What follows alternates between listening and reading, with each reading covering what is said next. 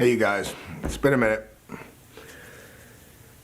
You know, I took a little break after making some videos. I had never intended these things to be topical, but there was so much going on in the world right after I started that it was impossible not to talk about that. And then I took a week off just wanting to let some space settle in so I could go back to talking about, you know, sort of the mechanics of spirituality, the reason I started all this stuff. And after a week, I kept trying to make another video and I couldn't seem to make it happen. And after 2 weeks, I'd stopped even trying to make a video. And then after 3 weeks, the best I got was just beating myself up for not doing anything. A few days ago, I was thinking about it and realizing that, like, my brain feels mushy. Like, I'm not thinking. I don't have any passion for anything. Even the stuff I love, I'm not enjoying anymore. And I kept telling myself, well, it's just because you've had so much free time, you've been doing it all a lot. But that didn't seem quite to be the whole story. And I didn't quite understand what was happening with me. But I opened my mind up to try and, you know, let some ideas come in and see what might present itself. And a few days ago after meditation, this idea popped in my head. I wonder what the long-term effects of isolation are on cognitive ability and emotional condition. And so I got online, started doing some searching. Turns out there are very profound effects from isolation on cognitive ability and on emotional stability. Most of the studies I found were on either the elderly, many of whom had just been sort of left alone to rot in a old folks home, or on prisoners who are in solitary confinement. There was even a guy who locked himself in a cave for 6 months to do an experiment, which just like, that guy sounds like one of my friends. A little bit extreme. Anyway, so they found profound connections between lack of socialization and cognitive decline and emotional decline.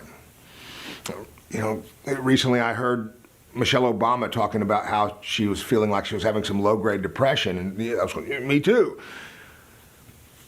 But I also found a study that looked at the effects of less severe isolation on people.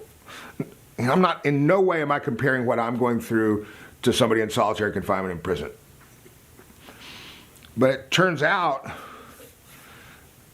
that even moderate social isolation can have an effect on both your cognition and your emotional state.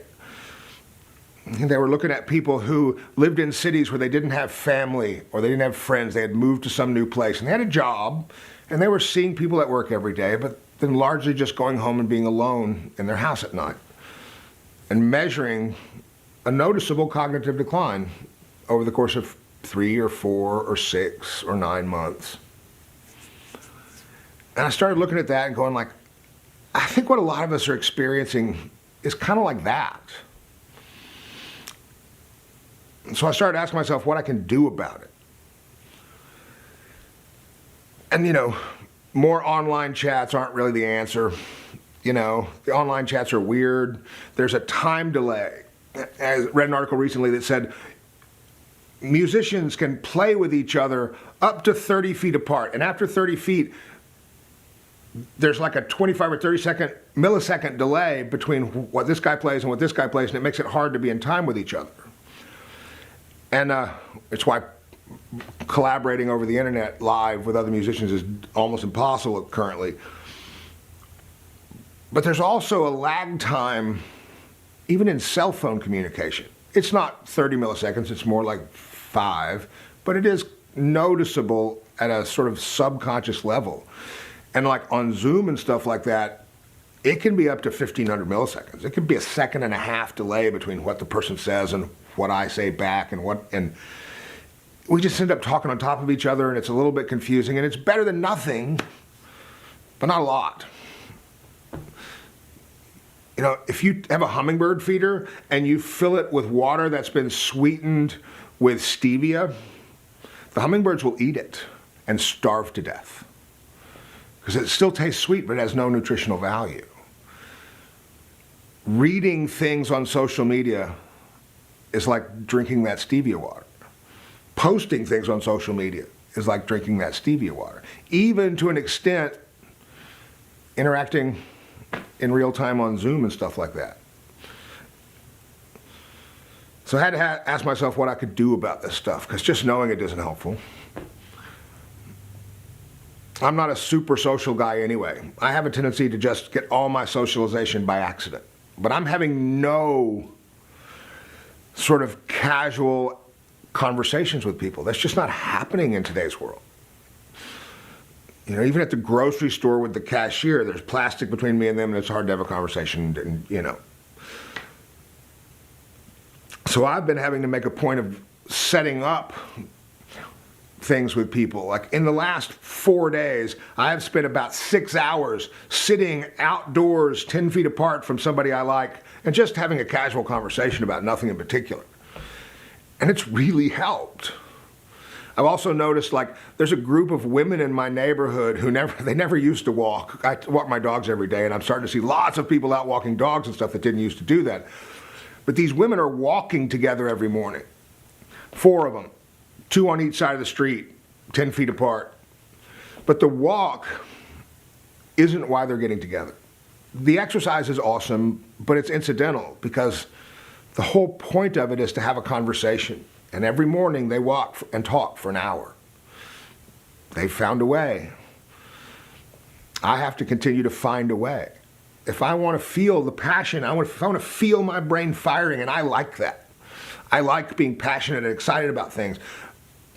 But unless I find some ways to get some casual social interaction, it just doesn't seem to happen.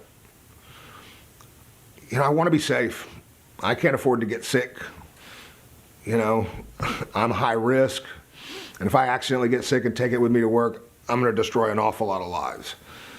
But there are safe ways to do this. And I need to find something that's sustainable, because we're going to be doing this for a long time. Year, probably. Maybe more. I don't know. So I have to find things that are sustainable. And what I'm doing up to now has kept me safe, but it's not leading towards a big, cool life. And I want to have a big, cool life even in the middle of the goddamn pandemic. When my brain's not working, when I start sliding off into that gray, emotional place, it negatively impacts my spiritual condition, and the 3 begin to spiral together, and it just makes life feel hard and pointless and stupid. I think a lot of people are experiencing this. I think it's why 250,000 people jumped on their motorcycles and went to Sturgis and said, "Pandemic be damned," because we have to be around some people. I think they threw out the baby with the bathwater, and, 3 months from now, there's going to be a lot of motorcycles for sale. But, what are you doing to have casual, stimulating interactions with other people? This must be especially hard if you're an extrovert. I'm a bit of an introvert. I like being alone, but after a certain point, it's problematic, apparently. I love my wife. We enjoy being around each other, but we've been in the same house, in isolation for months. There's not a lot to talk about. I've got to have conversations with other people, and for me, I have to take action and make a plan and put something in the calendar so that I'll show up and that it'll happen. I can't just hope it happens by accident. It's making a big difference for me. I can really feel it in my head. Man, I'm sitting here in front of the damn camera, so apparently it's working. Anyway, how are you guys doing? Have you found ways to do this thing I'm talking about? Am I the last one to the party? That's often the case. If you haven't, and you've been experiencing that sort of life feels gray and hard and a little hopeless, maybe give it a try. Call one of your friends. See if they'll go meet you in a park somewhere for an hour. Bring a chair, sit 10 feet apart so you don't have to wear a mask. Just have a conversation. Every time I show up, I'm planning on being there for an hour, and every time I'm there for 2. And we have to kind of make ourselves stop, because the other person seems to be enjoying it too. I don't know. I'm going to keep experimenting with it. I'll check in with you now and then, let you know whether my head's still working. And more videos are coming soon. You guys stay safe out there. If you're struggling, reach out to me. I'll put an email address in the comments, in the description, whatever. Shut up, I used to drink. I'll put an email address in the description. If there's anything I can do to help, don't hesitate to reach out. You keep yourself safe out there. Hopefully I'll see you soon.